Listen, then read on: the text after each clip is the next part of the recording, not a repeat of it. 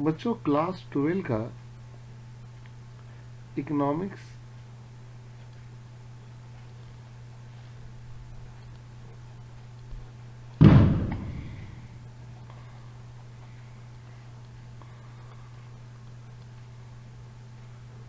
MCQ जो exam में आना है उसको मैं सॉल्व करता हूं और समझाने की कोशिश करता हूं।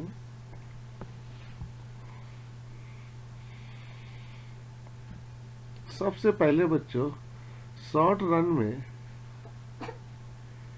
एवरेज फिक्स्ड कॉस्ट कर्व क्या होता है? तो अपवर्ड राइजिंग होता है, रेक्टेंगुलर हाइपरबोला होता है या यू शेप्ड होता है? तो रेक्टेंगुलर हाइपरबोला होता है। अब बच्चों थोड़ा सा एएफसी के बारे में आपको बता दें।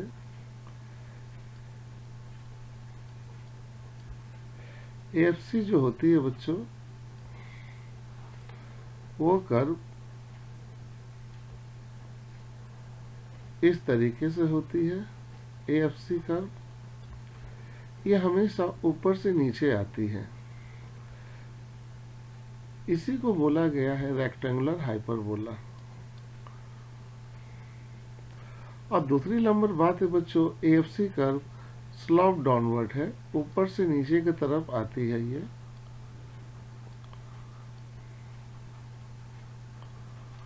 और याद रखिएगा बच्चों ये ऐसा कर्व है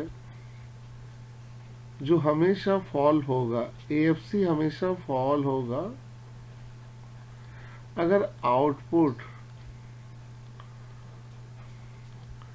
इंक्रीज होता है। तो ये बात याद रखना, बहुत ज्यादा पूछता है कि प्रोडक्शन अगर लगातार बढ़ेगा तो कौन कॉस्ट है जो हमेशा कम होगा? तो आंसर होगा एएफसी। इसका दो तो एमसीक्यू बहुत तगड़ा है बेटा।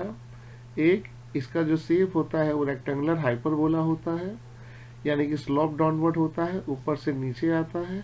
और दूसरा इंपॉर्टेंस है बच्चा कि हमेशा इंक्रीज नहीं डिक्रीज होता है, ये हमेशा फॉल होता है जब आउटपुट बढ़ता है। तो अब आते हैं minimum point of average cost curve is called minimum point. Minimum point जो होती है एवरेज कॉस्ट की वो हमें क्या बताती है?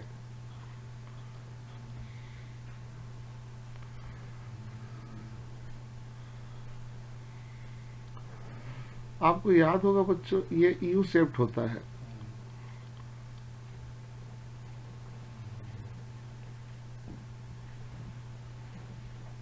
एवरेज कॉस्ट यू शेप्ड होता है बच्चों, और ये इसका मिनिमम पॉइंट होता है।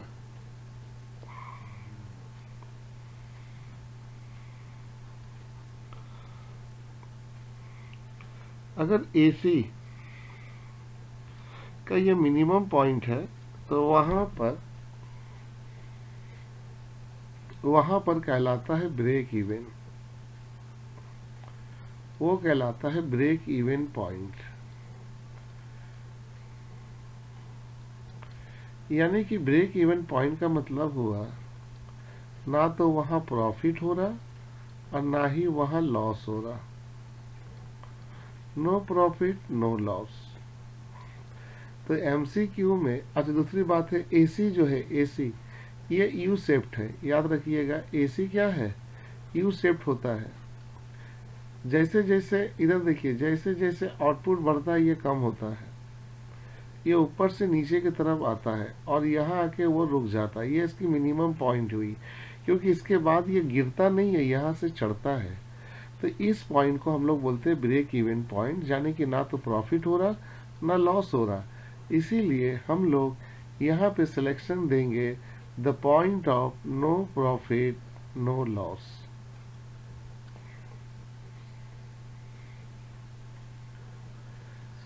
तीसरा नंबर है बच्चों, if a firm stop it production. अगर फर्म अपना प्रोडक्शन बंद कर दे शॉर्ट रन में, the amount of is to be cost will be. अगर शॉर्ट रन में प्रोडक्शन अगर बंद कर दे तो बताओ कौन सा कॉस्ट तब भी होगा। तो बच्चों फिक्स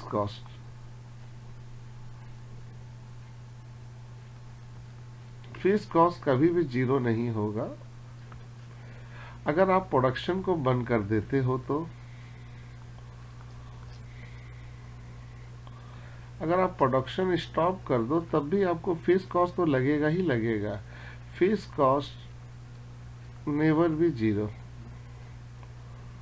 फिक्स कॉस्ट कभी जीरो नहीं हो सकता, जबकि वेरिएबल कॉस्ट जीरो हो सकता है। तो अगर फर्म अपना प्रोडक्शन रोक दे, अगर फर्म अपना प्रोडक्शन रख दे शॉर्ट रन में, the amount of it to the cost will be, तो किसका हम लोग कॉस्ट का अमाउंट को देख सकते हैं, तो वो है टोटल फिक्स कॉस्ट। क्योंकि फिक्स कॉस्ट प्रोडक्शन बंद होने के बाद भी लगेगा।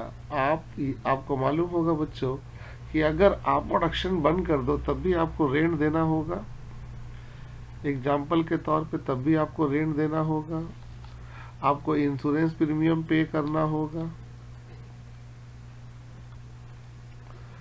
क्योंकि तो रुकेगा नहीं, आप प्रोडक्शन करो या ना करो। अगर आप लोन लिए हो तो लोन पे इंटरेस्ट भी आपको देना होगा। ये सब फिक्स खर्चा है बच्चा, जो आपको लगेगा ही लगेगा, अगर आप प्रोडक्शन रोक भी देते हो तब भी।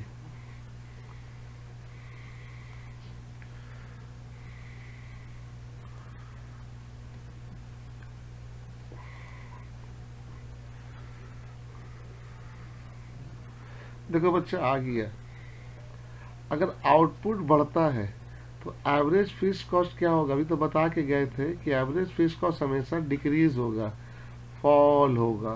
ये बहुत इंपॉर्टेंट एमसीक्यू है, तो यहाँ एक बार हम लोग नोट कर लेंगे। और फिर बच्चों यहाँ लिख रहा है average fix cost curve will be rectangular hyperbola. क्या होगा, तो देखो डाउनवर्ड स्लोपिंग है, हॉरिजेंटल है, यू शेप्ड है, तो ये तो होगा नहीं, यू शेप्ड होता नहीं है, राइजिंग होता नहीं, हमेशा कम होता है, तो डाउनवर्ड स्लोपिंग। तो बच्चों एक बार हम यह पढ़ी, थोड़ा सा नोट दे देते हैं ताकि तुम इस चीज को माथा में रख सको। सबसे बच्चों बताओ एएफसी, एएफसी का जो शेप होगा वो क्या होगा,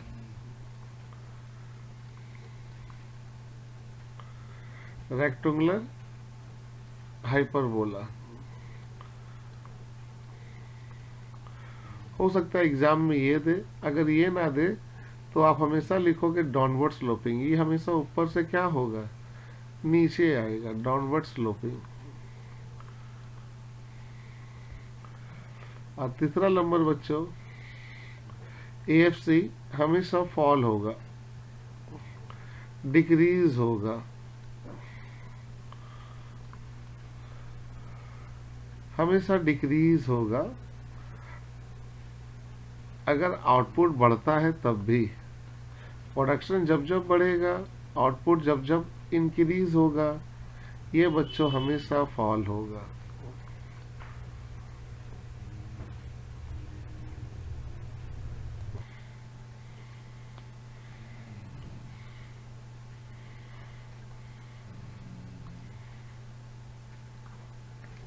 TFC curve, total fix cost curve कैसा होगा। तो सबसे पहले बात बच्चों, फिक्स कॉस्ट का कर्व जो होता है, सबसे पहले ये बताओ, ये मेरा आउटपुट है 0 1 2 3, और ये मेरा फिक्स कॉस्ट है। इसमें आप क्या देख रहे हो, आप इसमें ये देख रहे हो कि आउटपुट मेरा बढ़ रहा, लेकिन ये जैसा था वैसे ही है, क्या इसमें चेंजिंग हो रहा, नहीं हो रहा। तो फिक्स कॉस्ट जो होगा वो हमेशा हॉरिजेंटल होगा, हॉरिजेंटल स्ट्रेट लाइन, और हमेशा किस तरीके से होगा, एक्स एक्सिस के तरफ होगा। तो बच्चों यहाँ पर टोटल फिक्स कॉस्ट कर्व क्या होगा, हॉरिजेंटल होगा,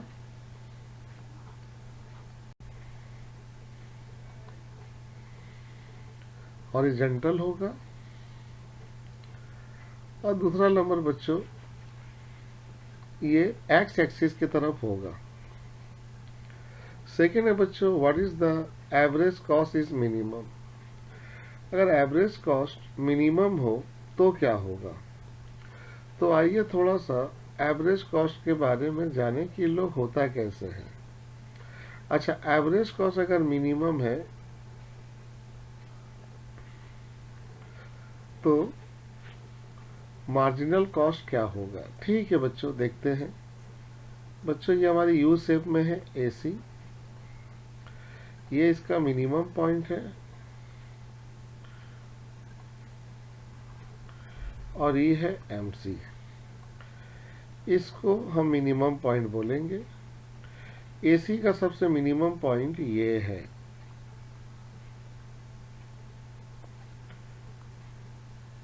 जब एसी मिनिमम होता है तो बताओ दोनों इसी पॉइंट में मिलना बच्चों, तब ऑटोमेटिक एसी और एमसी क्या हो जाएगा, बराबर। तो एसी और एमसी, देखो इसका एमसी क्यों ऐसे पूछता है बच्चों, दो तरीके से पूछता है कि एसी और एमसी अगर बराबर होगा तब क्या होगा। तो आप बोलोगे अगर ये दोनों बराबर है तो एसी जो होगा वो मिनिमम होगा। या ऐसे पूछेगा एसी अगर मिनिमम है तब क्या होगा, तो मार्जिनल कॉस्ट और एवरेज कॉस्ट बराबर हो जाएगा। तो बच्चों यहां पर हम लोग वही देख रहे हैं कि एवरेज कॉस्ट अगर मिनिमम है तो मार्जिनल कॉस्ट क्या होगा, तो बराबर होगा, इक्वल टू एवरेज कॉस्ट, वो एवरेज कॉस्ट के बराबर होगा। ये वाली मैप को याद रखोगे। इस पॉइंट को मिनिमम पॉइंट कहते हैं क्योंकि यहां से कोई चीज गिरा नहीं, यहां से एसी बढ़ा। मिनिमम पॉइंट उसको बोलते हैं बच्चों जहां से वो बढ़ता है, घटता नहीं है। तो अगर यहां से वो बढ़ रहा है तो ये एसी का मिनिमम पॉइंट है और इसी पॉइंट में एमसी भी आकर टच कर रहा, तो इसका मतलब जब एसी और एमसी बराबर होगा तो एसी हमेशा मिनिमम होगा। दोनों तरीके से एमसीक्यू आ सकता है बच्चों कि एवरेज कॉस्ट और मार्जिनल कॉस्ट अगर बराबर हो तो क्या होगा। तो आप बोलोगे सर एसी जो है वो मिनिमम होगा, एसी जो है वो मिनिमम होगा। अब आगे आते हैं बच्चों, यू आकार का नहीं है, कौन सा curve, which types of cost curve never U shaped. U shape कौन नहीं है, एमसी यू शेप होगा बच्चों, एबीसी भी यू शेप होगा, एसी भी यू शेप होगा, एएफसी यू शेप नहीं होता है। यही आंसर होगा। तो बच्चों कभी यू शेप का कर्व आए तो मार्जिनल कॉस्ट भी यू शेप होगा, एबीसी भी यू शेप होगा और एसी भी यू शेप होगा। अच्छा, अगर ये लोग यू शेप हो रहा तो कभी पूछेगा उसका पीछे रीजन क्या है, तो आप बोलोगे लॉ ऑफ वेरिएबल प्रोपोर्शन। क्या बोलोगे, law of variable proportion.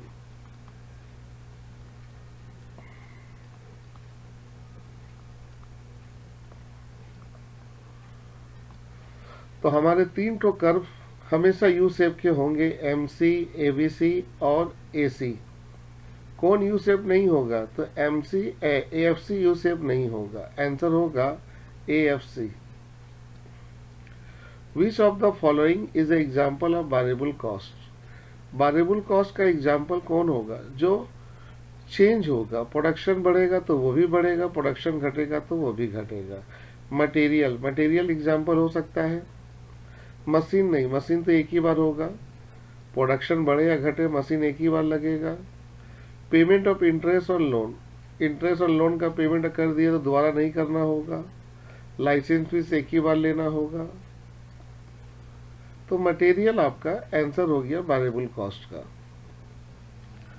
Price is less than AC but greater than AVC then the firm is. अच्छा, हम लोग का जो टोटल कॉस्ट है, प्राइस मतलब मेरा selling price is less than AC और एसी से है, बट एसी जो है ये ग्रेटर देन है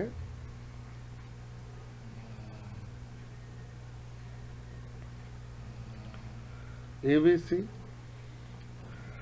तो आप यहां पर उसको क्या बोलोगे। तो बच्चों सबसे पहली बात है अगर प्राइस मेरा एसी से क्या है, कम है, तो यहाँ तो मेरा लॉस हो रहा नेचुरली, क्योंकि मेरा प्राइस कम है और कॉस्ट क्या है, ज़्यादा है। लेकिन मेरा जो कॉस्ट है वो वेरिएबल कॉस्ट से ज़्यादा है। तो यहाँ पर जो होगा, यहाँ पे जो होगा उसको हम लोग बोलेंगे कि फर्म जो है, फर्म वो तो लॉस ले रहा, लेकिन वेरिएबल कॉस्ट को कवर कर ले रहा।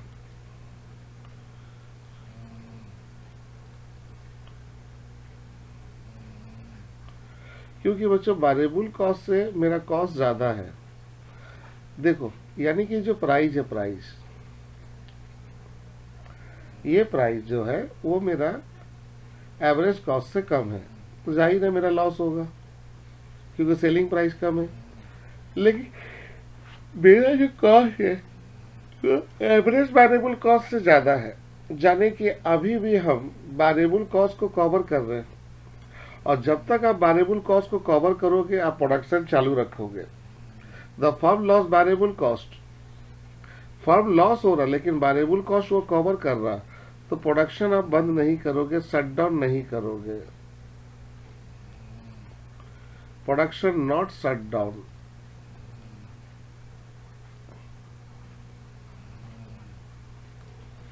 प्रोडक्शन आप शट डाउन नहीं कर सकते हो। क्यों बच्चों? क्योंकि variable cost, average variable cost आप कवर कर रहे हो।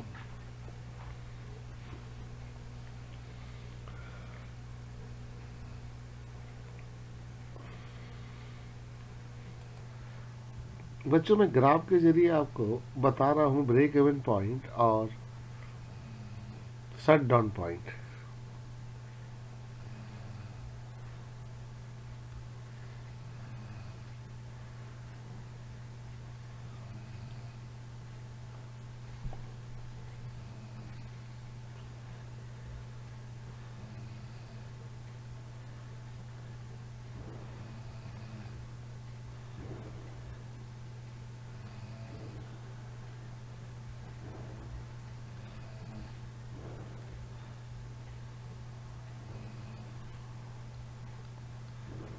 ये हमारी एसी कर्व है।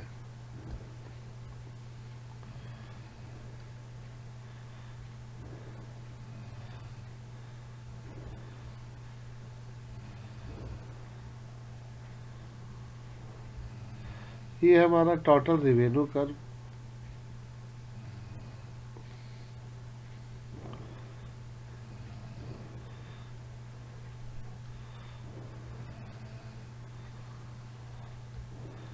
और ये है average variable cost curve.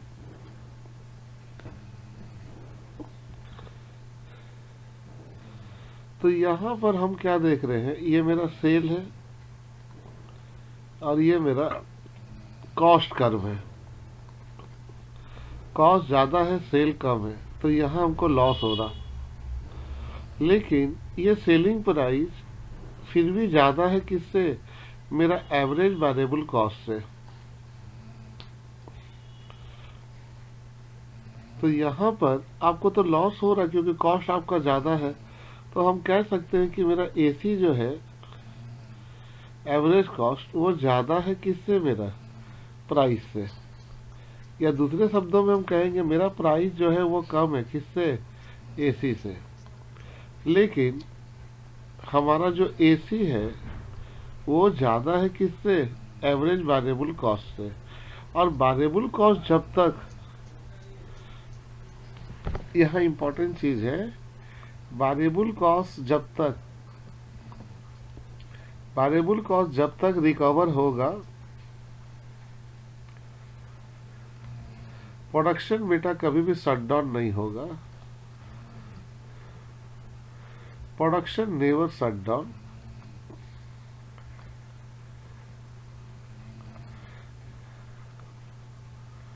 Production कभी शट डाउन नहीं हो सकता। क्यों? क्योंकि वेरिएबल कॉस्ट जो है क्योंकि वेरिएबल कॉस्ट जो है वो रिकवर हो रहा है, और जब तक वेरिएबल कॉस्ट रिकवर होगा तो बच्चों कभी भी शट डाउन नहीं होगा। शट डाउन के लिए इसका होना जरूरी है। देखो शट डाउन पॉइंट कैसे होगा,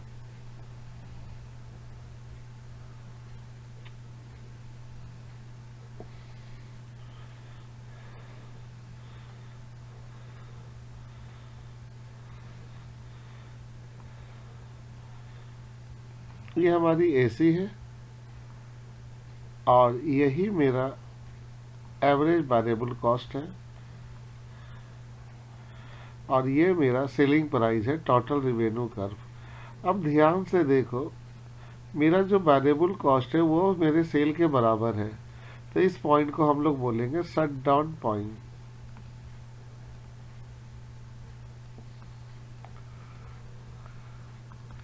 क्यों? क्योंकि यहाँ प्राइस जो है वेरिएबल कॉस्ट का एवरेज वेरिएबल कॉस्ट के बराबर है। यानी कि शट डाउन पॉइंट का कंडीशन क्या है बच्चों, कि जो प्राइस है, प्राइस जो है वो या तो वो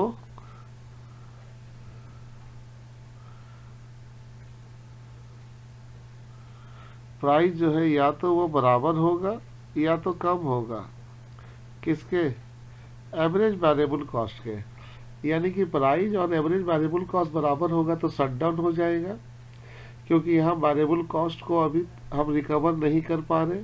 या तो प्राइस वेरिएबल कॉस्ट के नीचे जाएगा तो वेरिएबल कॉस्ट फिर लॉस हो रहा, तो शट डाउन हो जाएगा।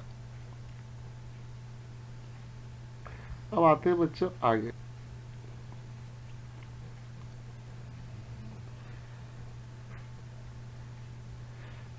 A firm will continue the production in the long run when the total revenue meet the विस कॉस्ट। अच्छा, प्रोडक्शन वो बोल रहा है चालू रखेगा तब तक जब तक टोटल रिवेन्यू, टोटल सेल में आप रिकवर कर सकते हो वो कॉस्ट, और वो है variable cost. Of which of the following there exist to close relation with the marginal cost. Marginal cost का रिलेशन किसके साथ है? वेरिएबल कॉस्ट के साथ है। अब बच्चों आप लोग ये सभी इम्पोर्टेंट जितना भी हम एमसीक्यू बताए हैं इसका, ये आप सभी पॉइंट को याद रखिएगा। अब चलते हैं आगे की तरफ। बच्चों पूछ रहा है कौन स्टेटमेंट इसमें सही है। अगर एसी बढ़ता है तो क्या एमसी भी बढ़ता है? अगर एसी बढ़ता है तो क्या एमसी फॉल होता है? एसी बढ़ता है तो क्या एमसी ग्रेटर देन एसी होता है? ये सब चीज हम लोग इस रिलेशन से सीख लेंगे।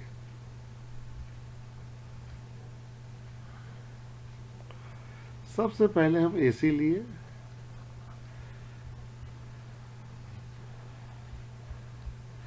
और ये एमसी है।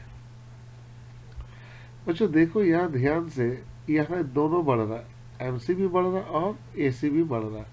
क्वेश्चन हर जगह एसी को बढ़ा रहा। देखो तो यहाँ पर आप बताओ, अगर एसी राइज हो रहा तो एमसी भी राइज हो रहा, लेकिन एसी के ऊपर कौन है? एमसी। एसी बढ़ रहा तो एमसी भी बढ़ रहा है, लेकिन एमसी ग्रेटर है बेटा। एमसी ग्रेटर है किससे? एसी से। ये आप जैसे ड्रॉ करोगे आंसर आपको मिल जाएगा। क्योंकि आप देखो दोनों ही बढ़ रहा है, एसी भी बढ़ रहा है और एमसी भी बढ़ रहा है। लेकिन बच्चों ध्यान से देखो तो बेटा, एसी का बढ़ने से एमसी भी बढ़ रहा है, लेकिन इसमें एसी नीचे और एमसी क्या है? ज्यादा है। तो MC greater than AC. AC rise हो रहा तो एमसी राइज हो रहा, ये बात सही है, लेकिन ये उतना ज्यादा सुटेबल आंसर नहीं है। एसी राइज हो रहा तो MC greater than AC, yes ये नियरेस्ट है। अब आते हैं बच्चों सेकेंड, एमसी इज। एमसी क्या है? Total cost divided by total output, या change in total cost divided by change in total output, या change in total cost plus change in factor of production. तो बच्चों एमसी जो होती है, MC इसकी निकालने की फार्मूला होती है total cost n minus total cost n minus one. ये पहला फार्मूला है। दूसरा एमसी निकालने का फार्मूला होता है चेंज इन टोटल कॉस्ट बटा में चेंज इन आउटपुट। तो एग्जाम में जब कभी आए तो इसका दो ही फार्मूला होता है निकालने का बच्चों। अब इनमें से कौन दिया हुआ देखो, total cost divided by total output नहीं, change in total cost divided by change in output, yes ये लग जाएगा। अब आते हैं which of the following is correct. MC अगर ज्यादा है किससे, एसी से, तो एसी फॉल होगा नहीं रे, नहीं। देखो एमसी ज्यादा है किससे, एसी से, तो एसी राइज होगा। AC cut MC minimum point नहीं रे, एमसी लेस देन एसी। अच्छा रुको रुको रुको रुको, यहाँ पर तो बहुत कुछ अच्छा आंसर है। अच्छा AC cut MC at minimum point, हाँ ये सही बात है, क्योंकि जब ये लोग दोनों एक दूसरे को काटता है तो वो एसी का मिनिमम पॉइंट होता है। तो ये हम लोग का सुटेबल आंसर मिल रहा है। अच्छा एमसी जो है लेस देन एसी है। अब थोड़ा ध्यान से देखो, यहाँ एमसी जो है, एमसी ये लेस देने किससे, एसी से। ये सही बात है, एसी राइज हो रहा नहीं, एसी फॉल हो रहा। MC cut AC at minimum point, तो हमारा पहला ही यही एक आंसर मिला, क्योंकि ये तो गलत हो गया बेटा। एमसी ज्यादा एसी से तो एसी फॉल होगा नहीं, राइज होगा। एसी काट रहा एमसी को, जब ये लोग काटेगा तो वो मिनिमम पॉइंट कहलाता है एसी का। और एक तो ये गलत ही कह रहा है बच्चों कि MC cut MC less than AC, AC rise, गलत। एमसी देखो नीचे है और एसी ज्यादा है, तो जब एमसी लेस देन है बच्चों तो एसी क्या हो रहा, फॉल्स हो रहा ना बच्चों।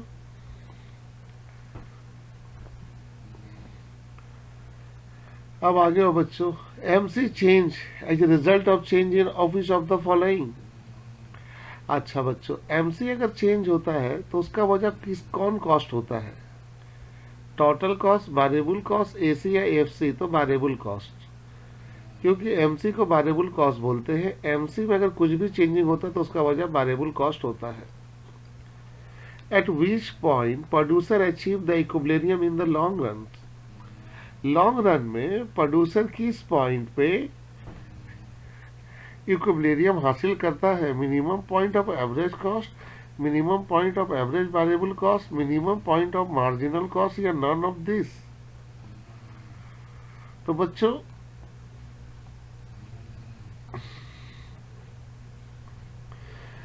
Minimum point of average cost, क्योंकि एवरेज कॉस्ट जब मिनिमम हो जाता है तो वही हो जाता है इक्विलिब्रियम पॉइंट। अपॉर्चुनिटी कॉस्ट क्या है बच्चों, अपॉर्चुनिटी कॉस्ट जो है वो डायरेक्ट कॉस्ट है, टोटल कॉस्ट है, या कॉस्ट ऑफ फॉरगॉन अपॉर्चुनिटी है। हाँ बेटा कॉस्ट ऑफ फॉरगॉन अपॉर्चुनिटी है, इसी को बोलते हैं बेटा base alternative cost.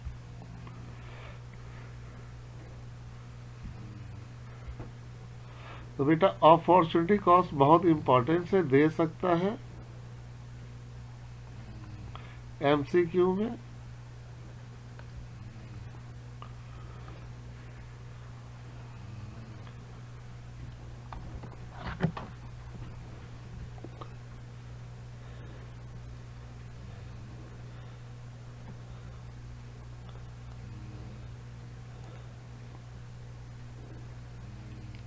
Base alternative cost,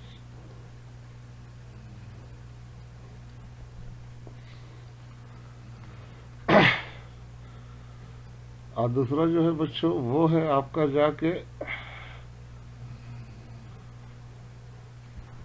दूसरा जो है बच्चों वो है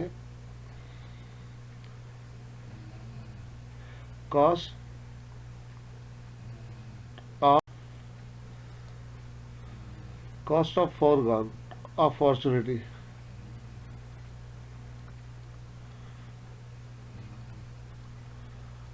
अगर एमसीक्यू में आता है तो दो वर्ड्स बस हमेशा याद रखना। अपॉर्चुनिटी कॉस्ट का मतलब होता है जो हमको ज़्यादा फायदा दे वो कॉस्ट, या जिस कॉस्ट ऑफ फॉरगॉन अपॉर्चुनिटी, जिसको हम भूल जाते हैं दूसरा का फायदा उठाने में।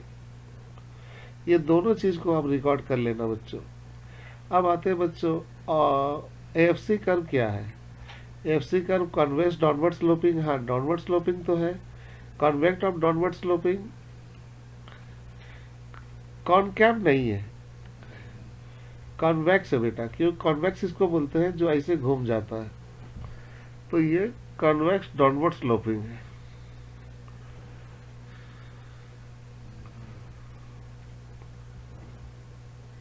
और कुछ नहीं है। अब आगे चलते हैं बच्चों।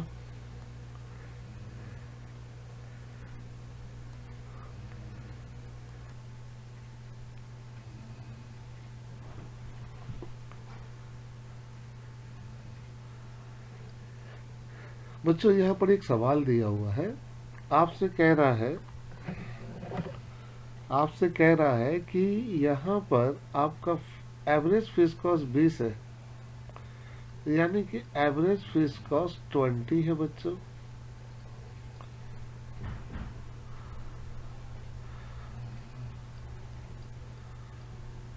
आउटपुट है 6 यूनिट।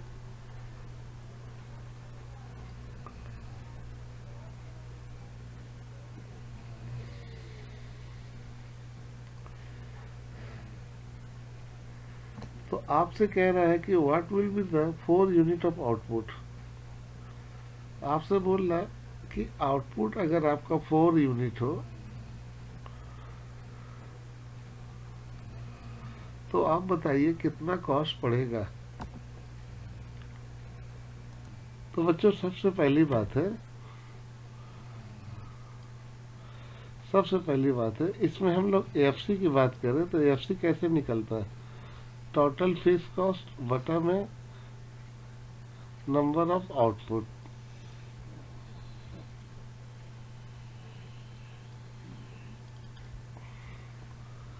एएफसी 20 है, टोटल फीस कॉस्ट हम लोग का है बच्चों x, और हम लोग का आउटपुट अभी 6 है, तो हम लोग अगर निकालेंगे तो 120 आएगा। तो यहाँ टोटल फीस कॉस्ट जो आ गया वो 120 आ गया। अभी बोला आपका आउटपुट कितना है, 4। तो अब आप निकालो क्या चीज़, एएफसी। तो एएफसी निकालने का फार्मूला तो आपको मालूम है, टोटल फीस कॉस्ट बटा में number of output.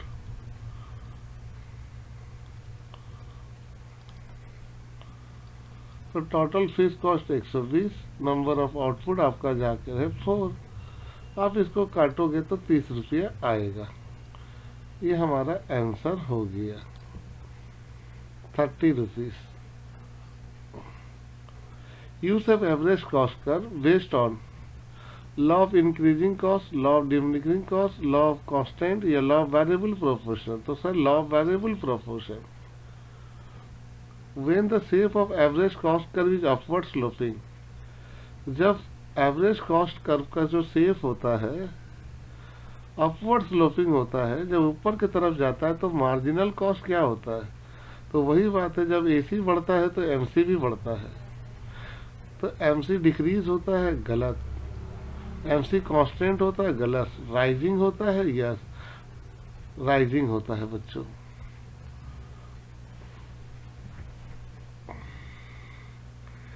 Total cost 10 unit है, 600 रुपया, और 640 है 11 यूनिट का, तो मार्जिनल कॉस्ट बोलो कितना होगा। अच्छी बात है भाई, ये हमारी यूनिट है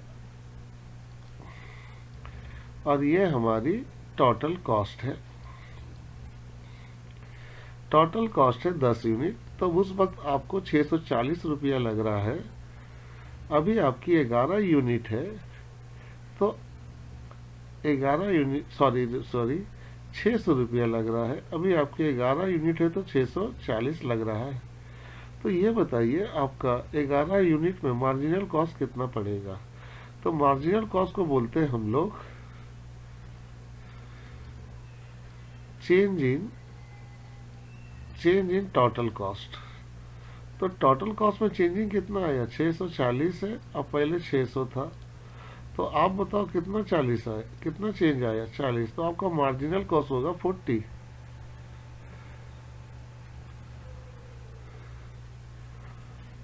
आपका टोटल कॉस्ट जो है निकालना है 20 यूनिट का। अगर फिक्स कॉस्ट 5000 है और वेरिएबल कॉस्ट 2 रुपया है तो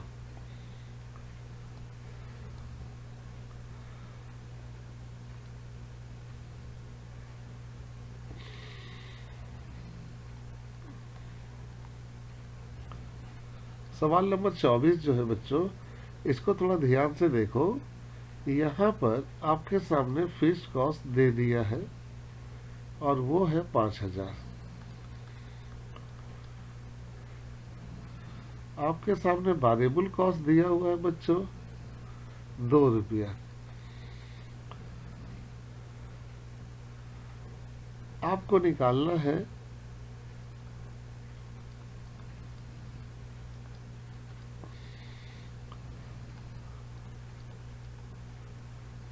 निकालना है टोटल कॉस्ट।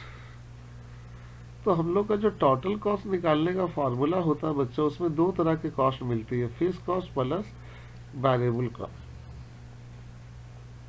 फिक्स कॉस्ट हमारे सामने 5000 है, लेकिन वेरिएबल कॉस्ट जो होता है 2 रुपया जो है ये 1 यूनिट का है और टोटल यूनिट है 20। 20 इंटू 2 करो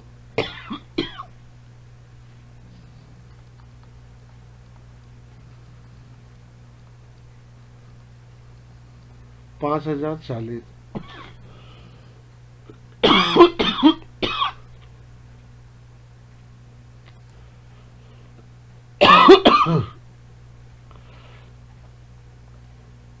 तो बच्चों यहाँ पे कह रहा है कि कौन पॉइंट है, eight which point does the marginal cost curve intersect short run average cost. मतलब वो short run average variable cost को काटेगा, शॉर्ट रन कॉस्ट को भी टच करेगा, वो कौन पॉइंट कहलाएगा, तो मिनिमम। ये हमारी एसी है, ये हमारी एबीसी है, ये इसकी मिनिमम पॉइंट है, ये भी इसकी मिनिमम पॉइंट है। मार्जिनल कॉस्ट हमेशा इन दोनों के मिनिमम पॉइंट को ज्वाइन करके पास होता है।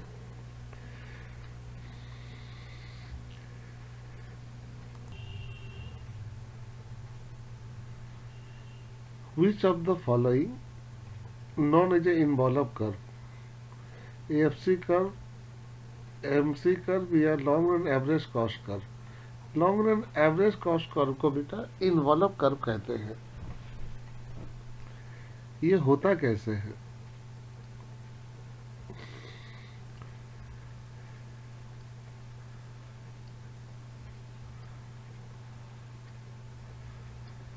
ये हमारी एसी कर्व है, ये भी हमारी एसी है, ये भी हमारा एसी है, ये भी हमारा एसी है, ये भी हमारा एसी है। ये सब शॉर्ट रन है। और लॉन्ग रन क्या करता है, इसी को जोड़ के पास होता है।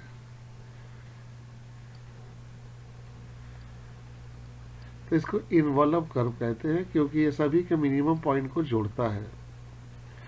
तो इसको प्लानिंग कर्व भी बोलते हैं बच्चों और इन्वॉल्व कर्व भी बोलते हैं। अब इधर सवाल में आ जाओ।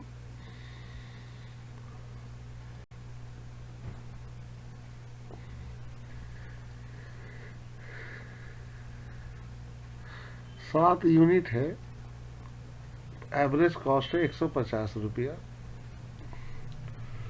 बच्चों यहाँ आउटपुट दे देते हैं हम और यहाँ दे देते एसी। अब ध्यान से देखो बच्चों, यहाँ पर 7 यूनिट है और एवरेज कॉस्ट है 150, जिसमें से मेरा फीस कॉस्ट जो है वो है 350। How much average total cost made of the variable cost. अच्छा, हमको यहाँ वेरिएबल कॉस्ट निकालना है।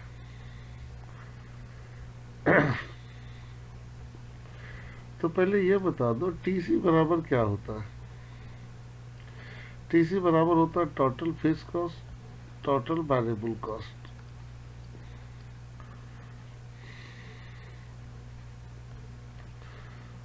टोटल कॉस्ट है 150, फिक्स कॉस्ट है 350, टोटल वेरिएबल कॉस्ट कितना है?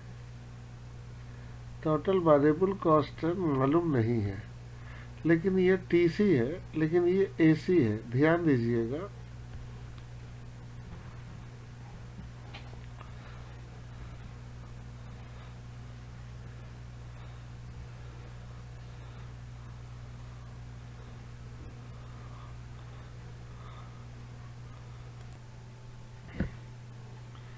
यहां पर हमें बोलना वेरिएबल कॉस्ट निकालो, तो टोटल कॉस्ट बराबर होती है total fix cost plus total variable cost. यह टोटल कॉस्ट नहीं है, एवरेज कॉस्ट है। तो हम लोग यहाँ टीसी निकाल लेंगे, क्योंकि एवरेज कॉस्ट का मतलब होता है 1 यूनिट का पैसा दिया है और टोटल यूनिट है 7, तो 15 सत्ते 105, 1050।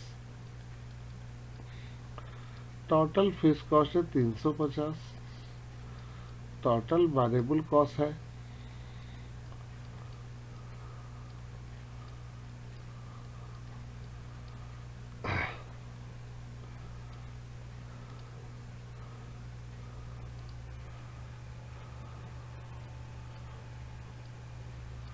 तो टोटल वेरिएबल कॉस्ट पड़ेगा 700।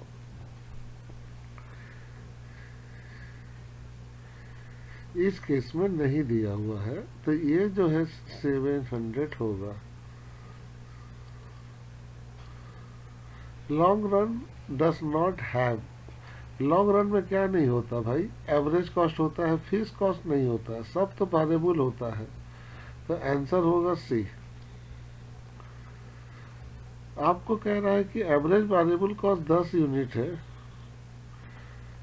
तो आपके सामने कुछ सवाल दिए हुए हैं और वो है 0, 10, 20, 200, 400, 800।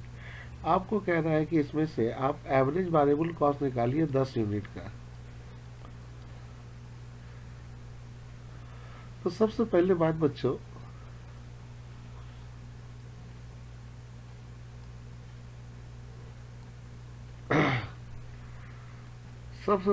इसमें ध्यान से देखिए कि आउटपुट 0 होने के बावजूद भी 200 रुपया लग रहा, तो जाने कि यहाँ फीस कॉस्ट आपको मालूम चल गया कितना है, 200। और हमको कितना यूनिट का बोलना, 10 यूनिट। तो 10 यूनिट में 10 यूनिट में टोटल कॉस्ट है 400। और आप जानते हो बच्चों, ये हमारी टोटल कॉस्ट है, तो ये दो कॉस्ट से मिलकर बनती है, फिक्स कॉस्ट और वेरिएबल कॉस्ट। फिक्स कॉस्ट तो हमको मालूम चल ही गया 200, तो वेरिएबल कॉस्ट भी कितना होगा, 200। तो यहाँ हम लोग वेरिएबल कॉस्ट जो देंगे वो देंगे, अच्छा हमें क्या चाहिए, एवरेज वेरिएबल कॉस्ट। अच्छा, वेरिएबल कॉस्ट तो हम लोग को मिल गया, अब हमें चाहिए एवरेज वेरिएबल कॉस्ट। तो VC को डिवाइड कर देंगे क्वांटिटी से, तो 200 और क्वांटिटी है 10, 20। तो अगर वेरिएबल कॉस्ट बोलेगा तो 200 ले लोगे, और अगर ABC बोलेगा तो 20। तो यह ABC बोला है, तो ये हो जाएगा 20। टोटल कॉस्ट में टोटल कॉस्ट 10 यूनिट का 400 है, 20 यूनिट का 800, तो मार्जिनल कॉस्ट निकालो। अभी कुछ देर पहले ही आपको सिखाए थे बच्चों, ये मेरा आउटपुट है और ये मेरा बच्चों आपका जाकर टोटल कॉस्ट है। हमारी 10 यूनिट आउटपुट में कॉस्ट पड़ रही है 400 और 20 यूनिट में पड़ रही है टोटल 800। तो हमको मार्जिनल कॉस्ट निकालना है। मार्जिनल कॉस्ट का मतलब होता है चेंज इन टोटल कॉस्ट। तो बताइए 400 से 800 कितना चेंज हुआ, 400। ये हमारी, अच्छा यहाँ बोला मार्जिनल कॉस्ट पर यूनिट निकालिए, ध्यान से देखिए, मार्जिनल कॉस्ट निकालिए पर यूनिट। तो अभी हमारी ये तो मार्जिनल कॉस्ट आ गई है, तो मार्जिनल कॉस्ट अगर पर यूनिट निकालना है तो मार्जिनल कॉस्ट को डिवाइड करना होगा क्वांटिटी से। तो 400 ले लो, और क्वांटिटी अभी कितना है करंट में 20, तो 20 को 20 से डिवाइड करो तो 20 रुपया।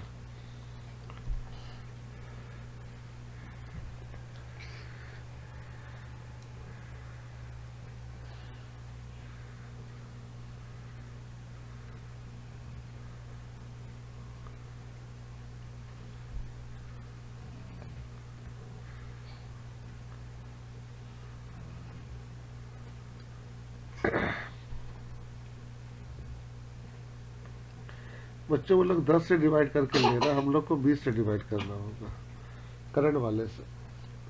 अगर आउटपुट इंक्रीज हो रहा तो एवरेज फिक्स कॉस्ट क्या होगा, फॉल होगा, डिक्रीज होगा?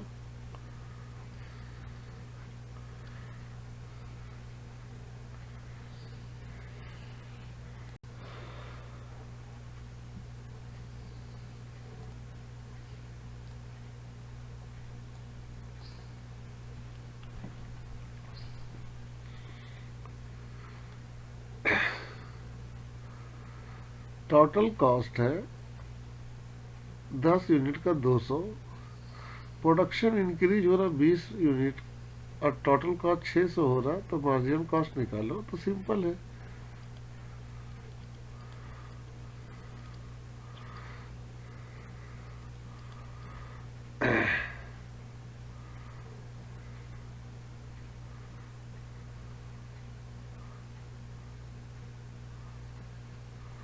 दस यूनिट में 200,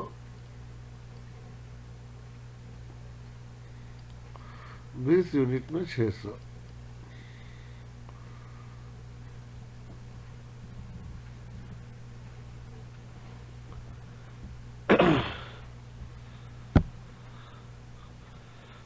आपसे कह रहा कि मार्जिनल कॉस्ट बताइए। चलिए बताइए मार्जिनल कॉस्ट आप। तो मार्जिनल कॉस्ट का मतलब होता है चेंज इन टोटल कॉस्ट। तो 200 से 600 कितना चेंज हुआ, 400। ये हमारा आंसर हो गया, क्योंकि यहाँ पर पर यूनिट नहीं मांगा, मार्जिनल कॉस्ट मांगा और वो है 400।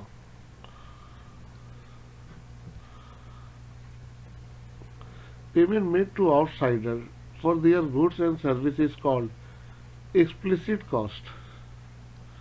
जब बाहर वाले को पेड करोगे तो एक्सप्लिसिट कॉस्ट। तो बेटे दो तो कॉस्ट बहुत इंपॉर्टेंट है। कॉस्ट थ्योरी अगर हम पढ़ते हैं तो दो कॉस्ट तो हमको जानना चाहिए। एक है एक्सप्लिसिट कॉस्ट,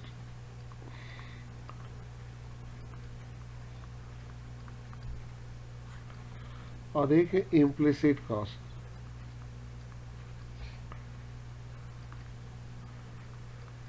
एक्सप्लिसिट कॉस्ट का मतलब है बेटा, इसमें हम लोग पेमेंट करेंगे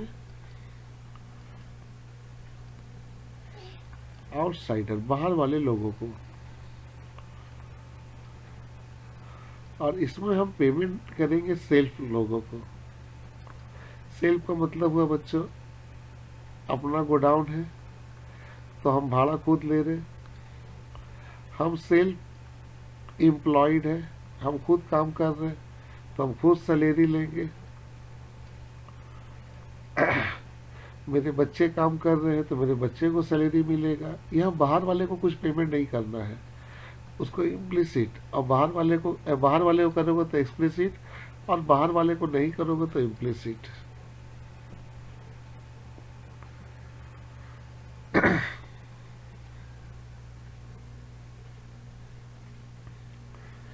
अब आते हैं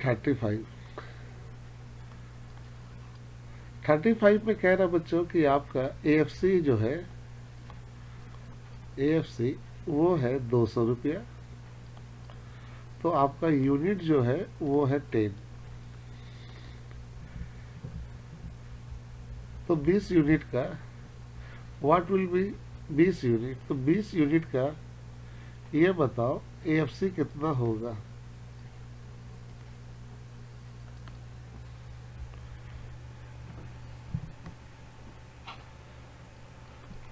सबसे पहला बात है बच्चों, जो एएफसी है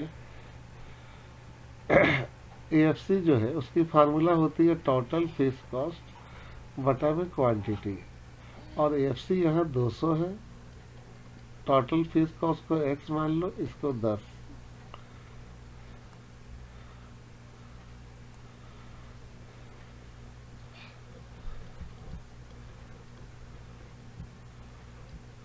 ये हो गया टोटल फिक्स कॉस्ट। अब बच्चों हम लोग एवरेज फिक्स कॉस्ट निकाल सकते हैं, टोटल फिक्स कॉस्ट बटा में क्यू, और हमारा 2000 है, और अभी बच्चों हम लोग का क्वांटिटी है 20, 1010 काटो तो 100।